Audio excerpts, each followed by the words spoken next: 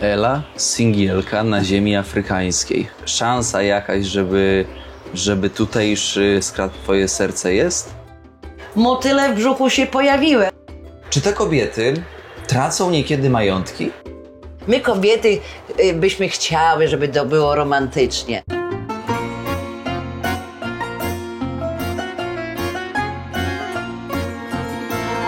Witam Państwa bardzo serdecznie w nowym odcinku u Eli, u Polki, która jest w Gambii, w Afryce, moi szanowni Państwo, 12 lat.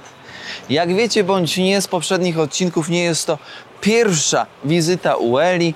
2 lata temu, nieco ponad 2 lata temu byliśmy już tutaj w odwiedzinach, z czego powstało kilka odcinków. Wystarczy wpisać Gambia, z jak to daleko i będziecie mieć w sumie na playliście aktualnie 2 serie. Tą pierwszą i tą, którą realizujemy teraz. Idziemy Elę podpytać dzisiaj, moi drodzy, o aspekty miłości. Miłości w Gambii, relacji damsko-męskich tutaj, w tej części świata, bo uwierzcie mi, z moich obserwacji wynika, że te relacje, one wyglądają zupełnie inaczej niż te, które my, Polacy, ale i nie tylko Polacy, znamy.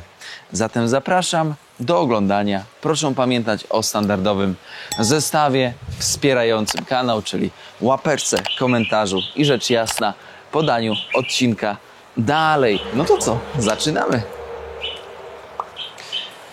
Gdzie jest nasza bohaterka, dusza odcinka? Dzień dobry, Ruda. Dzień dobry, Karmel. Dzień dobry. Dzień dobry, Elu. Dzień dobry. Dzień dobry, łapka od widzów. Ja przekazuję. Co tutaj masz? To mam rzodkiewkę. Rzodkiewka. Nie wiem, czy ona wyjdzie, czy nie wyjdzie, czy się Aloes uda. widzę. Jakieś tutaj widzę. Tu są, posiałam, żeby to poprzesadzać. No. Do ogród W tamtym teskiego. roku miałam piękny ogród, właściwie nie piękny ogród, tylko piękne ogrodzenie. Posadziłam, poprzesadzałam pomidory, już takie fajne porosły. Jednej nocy coś przyszło, zżarło. Nie ma. Już do ogrodu to chyba, nie wiem, 4. podejście robię. Już za każdym razem mówię, nie, już dosyć, bo to w ogóle nic mi nie wychodzi. Chodź, pójdziemy do ogrodu. No ale teraz znowu mi się zachciało, żeby coś posadzić, posiać. Ale widzę, że twój ogród się rozrósł.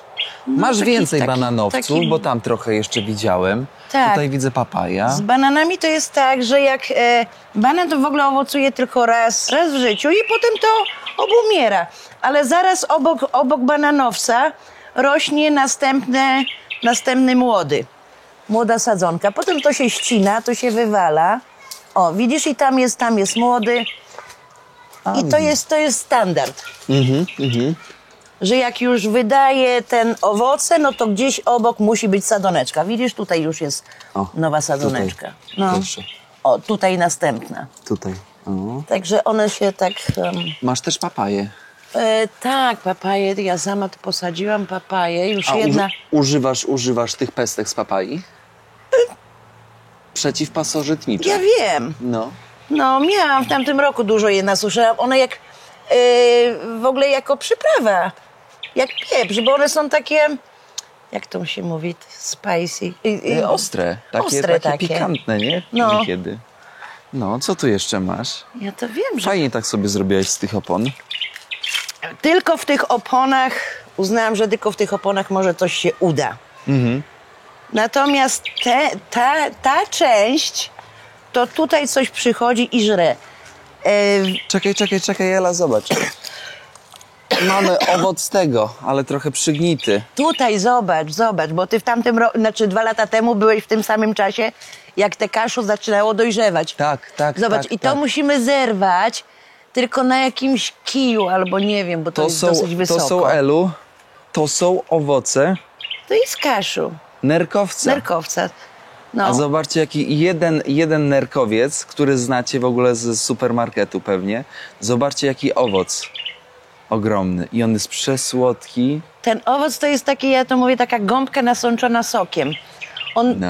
Tego nie ugryziesz, bo to jest takie miękkie. Mogę go rozdusić, pokazać Tak, widzom. tak. Zobaczcie. Soku jest mnóstwo. Zobaczcie, jak to W ogóle, no to jest przepyszne. To jest przepyszne. Robisz jakieś przetwory z tego? Tak, ja robiłam dżem w tamtym roku. Dżem ma w smaku przypomina jak dżem z papierówek. Z papierówki. Uwielbiam. Prawda? Widzowie, lubicie papierówki? Dajcie znać. Pewnie, że tak. Koniecznie. Co tu jeszcze mamy? Później sobie takiego świeżego zerwiesz, to sobie spróbujesz. No koniecznie trzeba. Bo wtedy chyba jak byłeś, to chyba nawet nie miałeś okazji spróbować, tak mi się wydaje, bo one chyba dopiero zaczynały. Chyba tak, a może to drzewo jeszcze tak nie wypuściło. W każdym razie w Gwinei-Bissau, w Gwinei najadłem się pokorek. Tak? Tak, dużo tam było. No tam jest po prostu, że tak powiem, Tu pod tobą, nad tobą jest mango.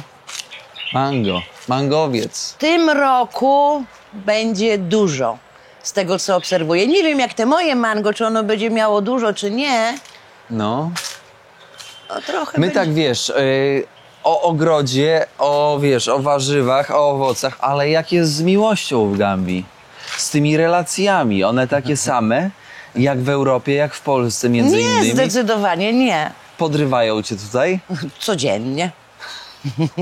Jak to wygląda? Znaczy teraz to już oni mnie znają i wiedzą, że takie raczej taka droga do mnie to nie jest taka prosta, taka bezpośrednia ale wcześniej to ja miałam dziennie kilka propozycji małżeństwa. Ale to nie jest tak, że się oni na przykład ciebie pytają, czy byś chciała ze mną być, czy oni po prostu cię informują, że oni ci mówią, że oni chcą, żebyś była jego żoną i ty będziesz jego żoną, no to wiesz, to ja to w żarty zawsze obracam i mówię, no dobra, no to jutro to będę zajęta, no to pojutrze może być, no, na tej zasadzie. Nie? Ale ile czasu, po jakim czasie odważają się zadać takie pytanie? Albo stwierdzenie? To jest po prostu też czasami po minucie rozmowy. On już mi mówi, że on mnie już love forever, on want to be with me forever. Także no i od razu propozycja ślubu. To jest błyskawicznie. Także moim zdaniem to z miłością w ogóle nie ma nic wspólnego. Absolutnie. Czemu tak działają? To głównie chodzi o to, że ja jestem Europejką. Czyli status podniesiony od razu? Tak, no bo tak jak z mojego punktu widzenia każdy kontakt z Europejczykiem, no to dla nich jest potencjalne drzwi do Europy, tak? No bo wiadomo, jak taki ślub z Europejką, no to aha, to jakieś zaproszenie, pojedzie tak do Europy czy coś, no. Ale to, no nie, to ze mną, ja już ich za dobrze znam, także że mi to takie relacje, to Więcej nie. problemów? Słucham? Więcej problemów z takimi amantami? No raczej, to jest zupełnie inna mentalność. Okej, ja nie mówię, że na przykład takie związki się nie udają. Takie związki się udają, ale to trzeba bardzo dużo kompromisów. Tak mi się wydaje. Bo jednak ta ich mentalność jest zupełnie inna. I tu, z mojego punktu widzenia, to jest tak, że bardziej my jako Europejczycy musimy się do nich dostosować, niż na odwrót. Oni mają tak to zakorzenione głęboko, że ich ciężko zmienić. My jesteśmy tacy elastyczni w My tym jesteśmy wszystkim, elastyczni, nie? tak, dokładnie. My jesteśmy elastyczni, a już szczególnie kobiety, jak są zakochane, one moim zdaniem wybaczą wszystko, będą tolerować dużo. No tak to działa. Tylko tutaj w tych dwóch sadziłam. Bo ty tutaj dajesz, wiesz, lepszą ziemię Tak. na górę, żeby to po prostu lepiej rosło, nie? Tak, no. Ale jak to jest, zobacz, załóżmy, Polka, Niemka, Francuska, Holenderka, które tutaj, wiesz, które tutaj przyjeżdżają, które tutaj znajdują miłość, które tutaj się przeprowadzają i które tutaj żyją. Na ich zasadach, czy na swoich zasadach? Czy robią balans? Myślę, że to, tak jak mówię, no to jest to musisz iść na kompromis. Często, gęsto musisz iść na kompromis, bo tych dwóch kultur, one się ścierają i no nie da się. Tak jak my, Europejczycy, na przykład my postrzegamy samo to, na przykład takie jak uczucia, jak my mamy, na przykład poczucie wstydu, poczucie żalu, czy ta empatia, czy wyrzuty sumienia jakieś, jak często gęsto nas te wyrzuty sumienia męczą, to ja mam wrażenie, że oni są pozbawieni w ogóle tych uczuć. Oni nie mają czegoś takiego. Wyrzuty sumienia to jest coś obcego w ogóle dla nich. Tęsknota? Jest takie uczucie? Taka emocja? Tęsknot? Może trochę, ale to oni też tak nie odczuwają. To jest wszystko takie bardzo u nich takie...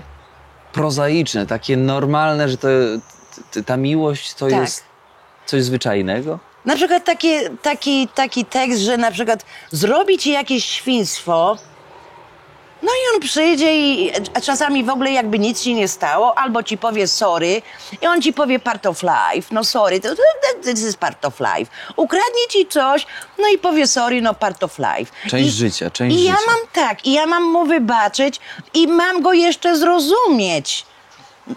No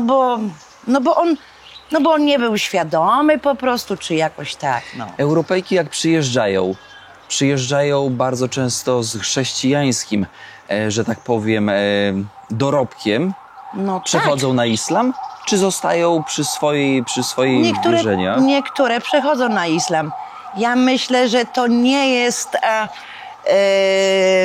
przejść na islam to już musi być chyba spowodowane taką silną miłością. Zauroczeniem. Tak. Bo no, ta miłość ma swoje, że tak powiem, prawa, te swoje etapy. To zauroczenie później... Posłuchaj, jesteś z kimś na przykład, tak? No. Kto jest wyznawcą islamu, a oni mają większą moc przekonywania, żeby właśnie przejść na ten islam. I teraz tak, powiedzmy, czy taka kobieta, no przeważnie kobiety, bo kobiety są bardziej takie wrażliwe, bardziej takie podatne. No i on tak będzie się tak nakręcał, manipulował, czarował, piękne słówka mówił, tak, że taka beauty, że jak ja cię lowiu i to tamto. Czyli wypełniają ten dzbanuszek potrzeb emocjonalnych bardzo mocno. Tak. Oni po prostu mówią to, co kobieta by chciała usłyszeć. No to jest miłe, no. Jak ktoś powie kobiecie, że jest taka beauty i taka jedyna, tak, no to no miłe to jest, ale zawsze to trzeba, nie wiem, przez palce na to patrzeć, bo to tak szczerości w tym nie ma. No przynajmniej ja w to nie wierzę. Absolutnie to. To co, Ela, można powiedzieć, że u nich miłość nie istnieje? Ja osobiście nie wierzę w żadną miłość z ich strony. Nie wierzę. To tutaj nawet jak się widzi, gęsto mam okazję zaobserwować, nawet te ich małżeństwa, no to tak gęsto to są jakieś kontrakty, to jest porozumienie rodzin na zasadzie, tu nawet można wziąć ślub zaocznie. Oni nawet się nie znają. No to tak to wygląda. No to gdzie tutaj jest miejsce na miłość? Tu nie ma miejsca na miłość. Oni po prostu, tu trzeba wyjść za mąż, albo trzeba się ożenić, bo trzeba tą rodzinę. To jest taki... System. To jest takie of course, co trzeba zrobić. Bo jesteś muslimem, no to tak trzeba. Trzeba rodzinę założyć i trzeba tych dzieci najlepiej jak najwięcej mieć. No bo dużo dzieci to jest duża rodzina, silna rodzina. To jest taki priorytet. O, w co oni wierzą. I dlatego Afryka się tak rozmnaża. Jeszcze trochę i Afryka, no... Chyba Europa. Droga Europa. Będzie zafrykanizowana całkowicie. To prawda, ten przyrost naturalny jest, powiedziałbym, w liczbach porażający, a jak człowiek przyjeżdża do Afryki, widzi, jak mieszkasz tutaj, widzisz, jak to idzie. Ale tak naprawdę to oni są niepoliczalni. czy to tak naprawdę wiadomo, ile ich jest? Nie. Bo często, gęsto to nie są porody w szpitalu, tak? Tu jest taki spis, jak to się mówi? Powszechny, tak. Tak. No. Przychodzili tutaj też do mnie, nie? Ale tak, jak ja mu... On się pyta, czy ktoś tutaj mieszka oprócz mnie. Ja mówię, no mój pracownik. Aha, no to też tam wpisał. Ja mówię, ale on tu tylko z doskoku. Ale to nie, ale on tutaj mieszka. No tak, on tu nocuje, no tak. Ale mówię, on też, mówię, pójdziesz teraz do niego do domu i drugi raz jego wpiszesz na tą listę. No tak. O. I to takie w ogóle nieścisłe. Na oko. Nie ma kontroli tu narodzin. No bo nie ma, bo na przykład jak taka kobieta urodzi w domu, ona nie ma obowiązku iść do urzędu i to dziecko zarejestrować. No przynajmniej ja nie słyszałam o takim obowiązku. Bo na przykład rodzice też oni, no, nawet rodzice oni nie wiedzą, oni nie pamiętają, kiedy to dziecko się urodziło. Tak jak ja jeszcze pamiętam, działałam tak ostro w tej fundacji, to dla mnie było ważne, żeby się zapytać o datę urodzenia. No to oni tak się zastanawiali, no kurczę, kiedy to było? Przed jajadżamy, czy po jajadżamy? Czy to było przed porą deszczową, czy to było po porze deszczowej? Tak mniej więcej, nie? A to nie było tak, że konkretna data tak i tak. No i... Albo na przykład też taki ojciec czy matka, często gęsto się zdarzało, że jak zapytałeś, ile masz dzieci, to ci nie odpowiadali, a na przykład 5. I wymieni imieniem nie. Tylko on tak myśli, aha, dobra, jakiś tam Mahomet, jakiś tam Lamin, jakiś tam... I się zastanawia, ile on ma dzieci.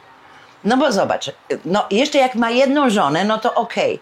To może on załapie, tak? I jeszcze może zatrybi, ile ma dzieci. Może jest w stanie odpowiedzieć. Ale jak na przykład ma tych żon powiedzmy 3 i z każdą ma kilkoro dzieci, to tych dzieci powiedzmy z tych 3 żon, jak się zrobi nawet i ze 20, no to się pogubić można. Nie do ogarnięcia. No nie do ogarnięcia. Już nie mówię, wiesz, o imiona i swoją drogą, ale daty urodzenia. Prawda? No nawet nie ma opcji, żebyś zapamiętał datę urodzenia swojego dziecka, tak? I tutaj, tak jak oni tutaj żyją gromadnie, tak? Bo na jednym, jak to się mówi? Skrawku ziemi, kilka tak, w sumie na jednym rodzin. takim podwórku kilka pokoleń żyje. I także no w sumie dlatego każdy ktoś tam dorzuci do tego gara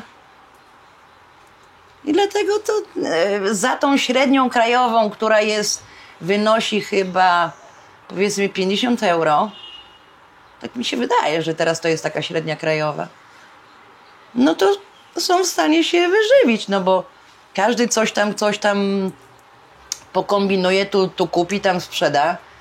Zawsze ogólnie na tą michę ryżu jakoś tam uciłają. Zejdzie. Ale... Czyli co? Czyli miłość schodzi, ta relacja schodzi na miłość schodzi na drugi plan, no tak, bo relacja jest, tylko że nie taka jak w naszych głowach. No nie. Tu nie ma o romantyzmie, zapomnij, tak jak my to postrzegamy.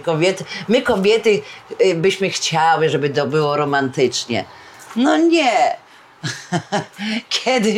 Kiedyś pamiętam, ale to już nie pamiętam, z kim ja wtedy pracowałam, nie? No i ja mówię, no kwiaty byś mi przyniósł. On tak się patrzy na mnie, kwiaty? Ale po co kwiaty? Mówię, kwiaty, no to są dla kozy. Ewentualnie. No i takie mają pojęcie, tak? No oni nie myślą tak jakieś tam kwiaty, bombonierki. To jest chyba, to jest tylko europejskie. To może taka oznaka dobrobytu. Bo wiesz, jak człowiek ma dobrze, wszystko zapewnione, to może sobie myśleć o takich rzeczach, jak wiesz, kwiaty czy dobrobyt. Może też. Ale ja z tej strony nie patrzyłam na to. Ale z drugiej strony, wiesz, teraz tak myślę, kwiaty, tutaj jest na prawo i na lewo dużo kwiatów. Przepięknych, kolorowych. Bukiet zerwać, zrobić samemu ten bukiet. Osobiście ja bym wolała, jak ktoś by przynosił mi bukiet kwiatów łąkowych. To się, gest się liczy. Nie ile ty pieniędzy wydasz nie wiadomo na jakie róże. Gest się, nawet jeden kwiatek polny przyniesiesz mi codziennie. Dzień dobry. Jakiś buziak w czółko. To się liczy, to jest piękne. No nie mówię tam jakieś tam róże czy coś. No my kobiety to lubimy. To jest ważne. Ela, singielka na ziemi afrykańskiej. Czy szansa jakaś, żeby tutejszy skradł twoje serce jest? Nie. Czy totalnie nie? Nie. Totalnie nie. Nie, absolutnie nie. Ja już mówię, już moje serce tutaj, jeśli chodzi o nich, jest zamknięte. Już bez powrotu. Dlatego, że ja już znam ich od podszewki. Znam ich do głębi, nie? Także nie mówię, że wszyscy są i tu naprawdę wartościowi ludzie, są fajni ludzie, ale już ja już tak patrzę na nich z takiej innej perspektywy, tak?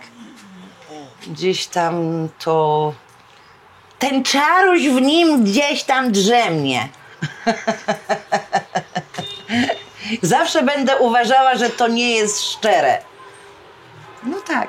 A wodę wstawiłam. I się Woda. Na herbatę. zagotowała chyba, ale... Ela, na warunki afrykańskie to ty fajnie masz. Kuchnia, lodóweczka, Wszystko mam, co zlewi. potrzeba. Tak jest. Półeczki. Jakieś takie rzeczy polskie, jakieś takie zobacz. Ostatnio dużo miałam odwiedzin, także z Gyrosy. Polski mi tutaj Nawieźli. trochę produktów nawieźli. Szaszłykowy. Proszę. I nawet miałam masełko, z Wielunia. Masełko z Wielunia. No Tak. to kogo pozdrawiamy? Kto przywiózł? Ewunię, Sebastiana i Idziego. No masło przywieźć, Tak. powiem wam, że no to jest naprawdę sztuka. Ela, tak się zastanawiam, czy w momencie, kiedy już ta Europejka, mówię tak ogólnie, bo to nie tylko tyczy się Polek, które tutaj przyjeżdżają za miłością niekiedy, zakochują się, czy te kobiety tracą niekiedy majątki? Zdarza się taka sytuacja? Się. Zdarza się i to nawet, znam nawet takie osoby, ale to opowiadać o tym, nie będę. Oczywiście. W sensie wspomina... Ale tak, tak jak się mówi, miłość jest ślepa. A tu, jak to powiedzieć, żeby nikogo nie Afrykańczycy, niestety, oni wiedzą, jak nami manipulować i to wykorzystają. Kiedy pojawia się Bez okazja, skrupułów wykorzystają. Nie mają sumienia? Nie mają żadnych skrupułów, nie mają żadnego poczucia takiego, że ja komuś zrobiłem przykrość, czy tak nieładnie, bo tak postąpiłem, czy tak, czy komuś na przykład jakieś tam problemy zrobiłem. Nie. Nie ma refleksji. Nie. Na zimno po prostu wykorzystają, oszukają i... Dasz rękę, to utnie rękę, tłów, głowę, Tak. kolano, aż do kostek. Może paznokcie zostawi. Tak. Mówię, tu nie wszyscy są tacy, ale z reguły. Taka jest ich mentalność. Nie wiem, czy to ich wina, czy to nie ich wina, ale... Wiesz, pytam cię o to, poruszam ten temat, bo wiem, że Wicki też podróżują, też mogą się zakochać i na bazie twojego, twoich doświadczeń, twoich obserwacji, żeby też może nie wpadły w takie bagno. Ale to, jak się mówi, serce nie sługa. Tego się nie da skontrolować. Nie da się. Ja pamiętam wcześniej, też mnie to kręciło, też mi gdzieś tam te serducho biło, też jakieś tam motyle w brzuchu się pojawiły, ale jak się pojawiły, taki zdechły. Jak zdechły, to po dzień dzisiejszy. I już one nie są w stanie po prostu na nowo się narodzić, absolutnie. Jak oni mi mówią tak, że ja taka tam beauty, że on mnie tak kocha, ja mówię dobrze, dobrze. A to, że jestem beauty, ja wiem, że ja jestem beauty i to nie działa na mnie. Na mnie nie działają już te ich komplementy, po prostu już, ja się już na to odporniłam.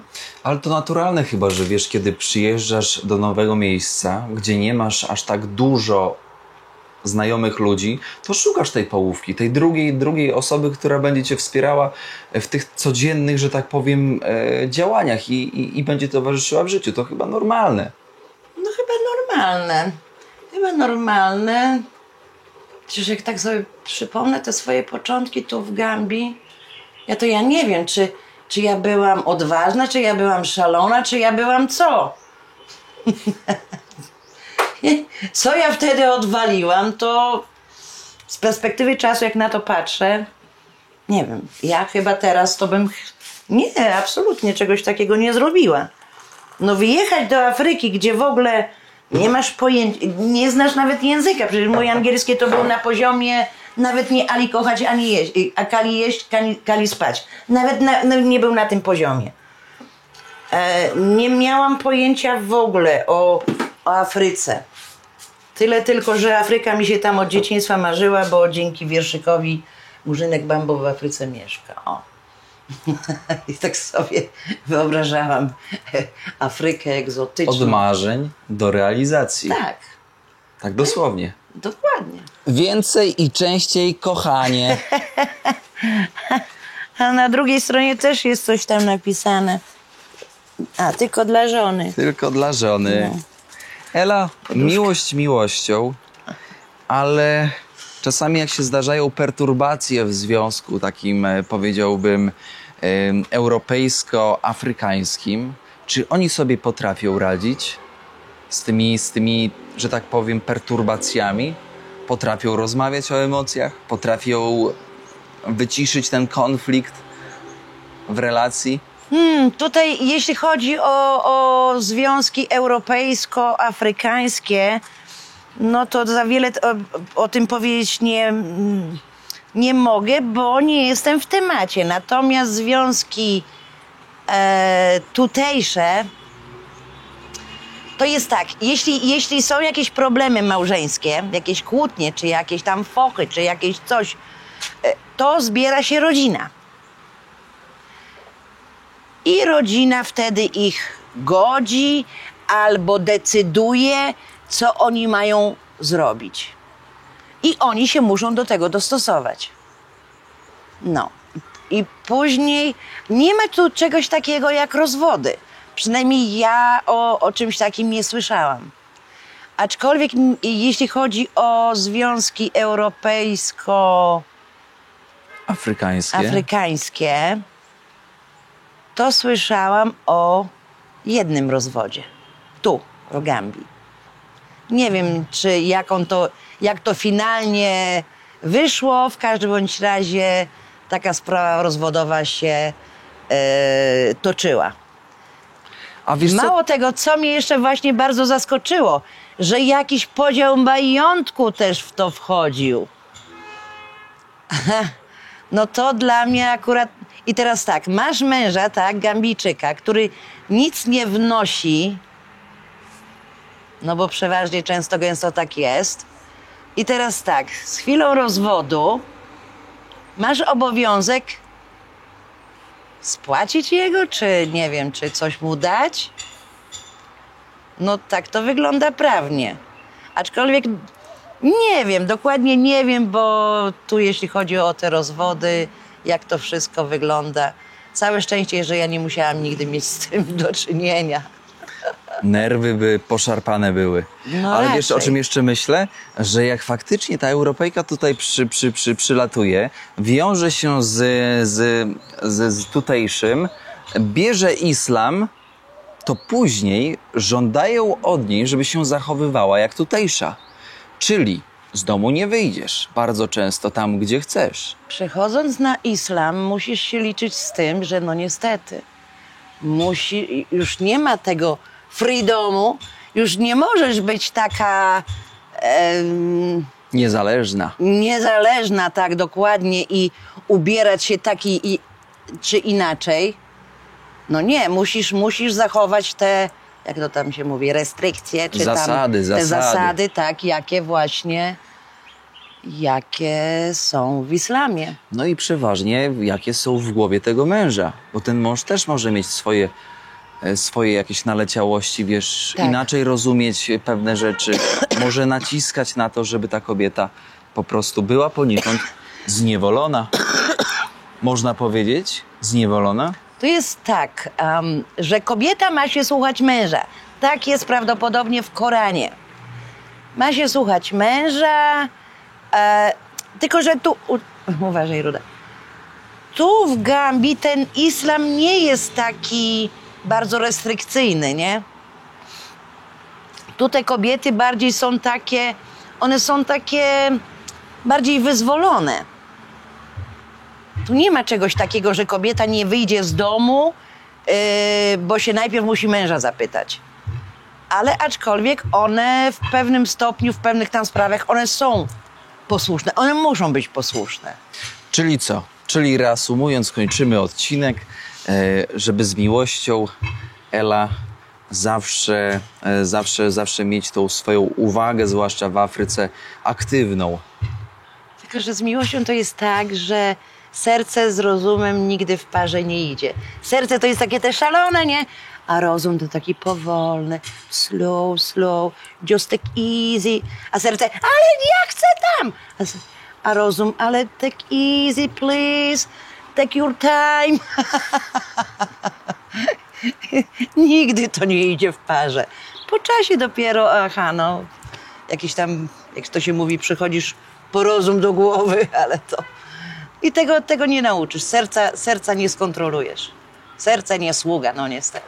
Niezależnie skąd jesteś, niezależnie gdzie jesteś, to jest jedna miłość. Miłość do kraju, miłość do Polski, która nie zawodzi. Tak, jednak tak. Aczkolwiek, szczerze, ja Polskę kocham. Oczywiście, że Polskę kocham. Ja uwielbiam tutaj te polskie akcenty w tej szkole, której się opiekuję. Tam jest bardzo dużo polskich akcentów. Mało tego, dzieciaki uczę też po polsku, przynajmniej żeby umiały się przywitać po polsku. Aczkolwiek ja to siebie w Polsce trochę nie widzę. Nie widzę, bo ja nie mam pomysłu na siebie w Polsce. Ja już jestem taka zafrykanizowana, tak przesiągnięta tą Afryką, że w Polsce ja bym nie wiedziała, co ja mam ze sobą zrobić. Ale w chyba. serduchu niesiesz tą polską kulturę, Tak, polski język, oczywiście. tradycję. Szczerze mówiąc, to ty zapoczątkowałeś te flagi, które tutaj u mnie na tym gejcie tu wiszą. Miło mi. I od tego momentu cały czas kontynuuję. No te flagi, one przez ten wiatr i przez ten kurz, one są potargane, poszarpane, ale odświeża mnie co Ale jakiś czas. przyciągają innych rodaków do ciebie, prawda? Tak, oczywiście. Tutaj sporo osób się zatrzymywało, bo widzieli flagi. No właśnie. Więc moi No drodzy... i takie miłe. Tak jest. Niedawno też właśnie jechało takie małżeństwo i ona tam krzyczy w aucie, stój, bo tutaj pewnie Ela mieszka, bo flagi i auto się zatrzymało z piskiem, bo no nie, mówi, Musieli no po odwiedzić. prostu trzeba tutaj Tak jest, wejść. Elu. Kończymy odcinek. Pozdrawiamy serdecznie z Gambii. W opisie pod odcinkiem... Flaga czeka, bo będziemy wieszać, żeby tradycji stało się zadość, tak? Powiesimy z takim orzełkiem, mam piękną nową Przy flagę. wyjeździe. Dobrze. Szanowni Państwo, bardzo dziękujemy Eli za dzisiejszą rozmowę na temat miłości w Afryce. Ela, jaka ty gorąca. O matko, normalnie pali rękę. I Bo co? trzymasz mnie na słońcu. Uciekamy na werandę, na której jest chłodniej. Na mojej werandzie tak jest jest. po prostu klimacik Przyjemnie. super, przyjemnie, w cieniu. Kontakt do Eli macie pod odcinkiem, więc zostawcie jej miłe słowo w komentarzu również. I co? I słyszymy się w kolejnym... Tylko, że to nie jest tak, że ja odcinku. odradzam tą miłość. Miłość to jest piękna rzecz, piękna sprawa. Tylko troszeczkę rozsądku tak do tej miłości trzeba dodać. Rozsądek. Słyszycie? No, więc słyszymy się, Rozsądek, pamiętajcie. miłość i rozsądek. Pamiętajcie o miłosnym kciuku pod filmem, pamiętajcie o miłosnym, rzecz jasna, komentarzu i oczywiście podanie odcinka. Dalej, moi drodzy, my siadamy z Elą do herbatki i do pogadówki. Tak. Do widzenia. Do widzenia. Molule, salam alaikum. Ala ngata sutukun.